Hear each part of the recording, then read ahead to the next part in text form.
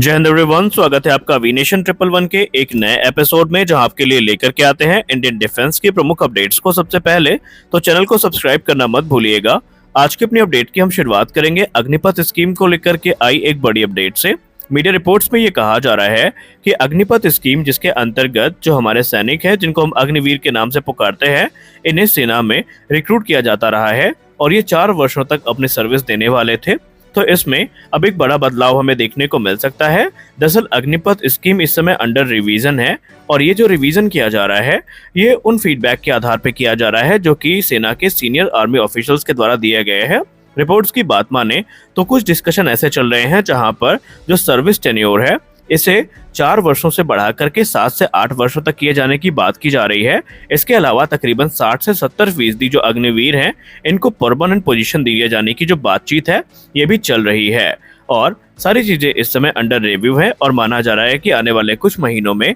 हमें बड़े बदलाव अग्निपथ स्कीम में देखने को मिल सकते हैं। हालांकि अभी ऑफिशियल जो स्टेटमेंट है इसके आने का इंतजार है, लेकिन अगर हम मीडिया के हवाले से बात माने तो कुछ निम्नलिखित बदलाव है जो आपको अग्निपथ स्कीम में देखने को मिल सकते हैं। पहला ये होगा कि अग्निपथ स्कीम के अंतर्गत जो अग्निवीर आएंगे इनकी सर्विस लाइफ को एक्सटेंड किया जाएगा और इनकी जो परमानेंट पोजीशन का परसेंटेज है इसको भी बढ़ाया जाएगा। टेक्निकल रोल में जो इंडक्शन एज है इसे 23 वर्षों तक बढ़ाई जाएगी। इसके अलावा मान लीजिए ट्रेनिंग के दौरान कोई डिसेबिलिटी होती है या कोई दुर्घटना होती है तो इसमें जो कंपनसेशन है ये एक्स्ट्रा प्रोवाइड किया जाएगा। इसके अलावा जो अग्निवीर परमानेंट पोजीशन को सिक्योर नहीं कर पाएंगे उनके लिए एक प्रोफेशनल एजेंसी सपोर्ट भी प्रदान किया जाएगा ताकि उनके आगे के जो रास्ते हैं उनको प्रशस्त किया जा सके। इसके अलावा मान लीजिए कोई दुर्घटना हो जाती है और कोई अग्निवीर उसमें वीर गति को प्राप्त हो जाता है तो उसके लिए जो फैमिली को सपोर्ट है ये भी दिया जाएगा। अब इसमें और भी जो एडिशनल इन्फॉर्मेशन है इसका हमें इंतजार है, जैसे वो आएगी हम आप तक जरूर पहुंचाएंगे।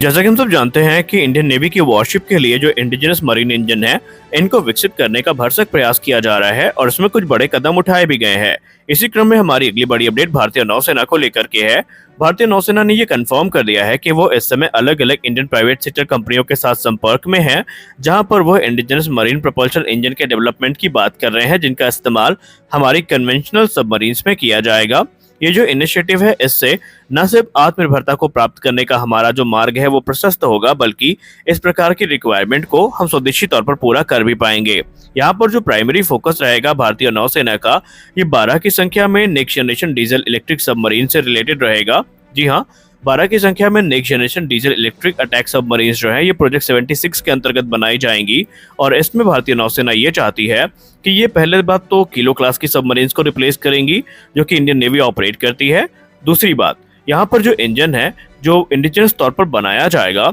इसको लेकर के ये माना जा रहा है कि ये मौजूदा MTU 12V 396 SE84 diesel engine को रिप्लेस करने में सक्षम होगा और कैपेबिलिटी वाइज उसको सरपास भी कर जाएगा और हमारी जो सबमरीन है उनमें ये इस्तेमाल किए जाने के योग्य होगा। और इसको लेकर के अलग अलग जो प्राइवेट संस्थाएं हैं उनसे भारतीय नौसेना बातचीत कर रही है। भारतीय नौसेना को पूरा भरोसा है कि जिस प्रकार टेक्नोलॉजी विकसित हो रही है भारत में ये रिक्वायरमेंट भी उनकी पूरी हो जाएगी और आने वाले भविष्य में उन्हें इंपोर्टेड इंजन्स पे आश्रित नहीं रहना पड़ेगा। जैसा कि हम सब जानते हैं कि तेजस मार्क 2 को लेकर के हिंदुस्तान एरोनॉटिक्स लिमिटेड इस समय दिन रात मेहनत कर रही है और HAL के CMD के द्वारा लगातार इस विषय पर बात भी की गई है। तो हाल ही में CB अनंत कृष्णन सर ने ये बताया है कि 2032 से पहले आप सबको ये देखने को मिलेगा कि बड़ी संख्या में जो तेजस मार्क 2 फाइटर एयरक्राफ्ट है ये बन के तैयार होंगे। एटलीस्ट उनका टारगेट ये है कि 2036 के पहले तकरीबन 120 यूनिट का जो प्रोडक्शन है वो कंप्लीट किया जा सके और इसके लिए जो पूरी की पूरी प्रोडक्शन फैसिलिटी है उसको तैयार किया जा रहा है।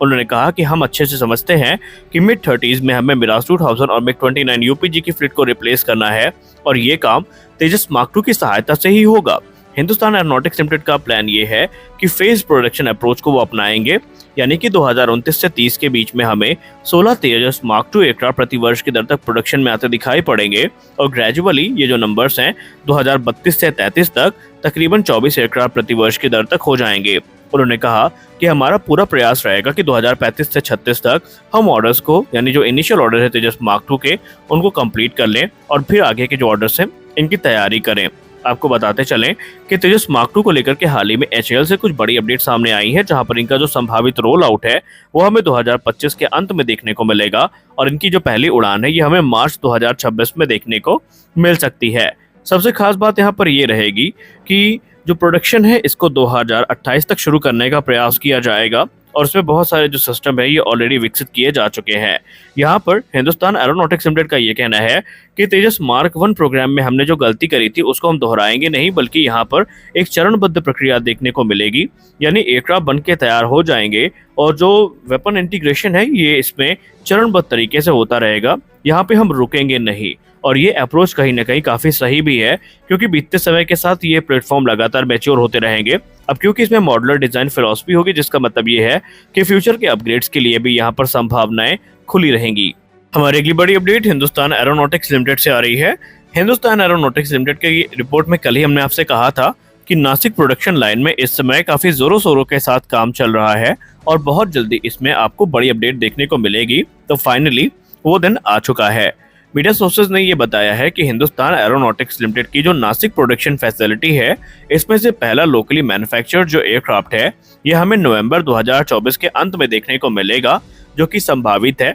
तेजस मार्क 1A होने वाला है। ये तेजस प्रोग्राम के लिए एक बड़े माइलस्टोन के तौर पर देखा जा रहा है, क्योंकि नासिक प्रोडक्शन लाइन के एक्टिव होने का मतलब ये है कि हिंदुस्तान एरोनॉटिक्स लिमिटेड के पास तेजस की 3 एक्टिव प्रोडक्शन लाइन होगी और जो एम लेकर के वो आगे बढ़ रहे हैं वो एम समय से पहले ही पूरा होता नजर आ रहा है। इस समय अगर हम बेंगलुरु की प्रोडक्शन फैसिलिटी की बात करें तो 2 प्रोडक्शन लाइन इस समय एक्टिव है, जिनसे कंबाइंड 16 एयरक्राफ्ट प्रति वर्ष की दर तक बनाए जाने का प्रयास किया जा रहा है और ठीक 8 एयरक्राफ्ट प्रति वर्ष की दर से हमें नासिक से भी देखने को मिलेंगे, यानी टोटल नंबर पहुंच जाता है 24 एयरक्राफ्ट प्रति वर्ष की दर तक। और ये एक अच्छा नंबर है, क्योंकि अगर इसी नंबर पे हम एयरक्राफ्ट बनाने में सक्षम होते हैं तो शीघ्र अतिशीघ्र हम जो ऑर्डर्स हैं इनको पूरा कर पाएंगे। एचएएल का प्लान तो ये है कि वो इनिशियल जो 5 तेजस मार्क 1A फाइटर जेट हैं इन्हें जल्दी से जल्दी नासिक प्लांट से रोल आउट करें, ताकि आगे का जो काम है वो शुरू किया जाए। हालांकि आगे के एक्सपेंशन के भी प्लान है, जहां पर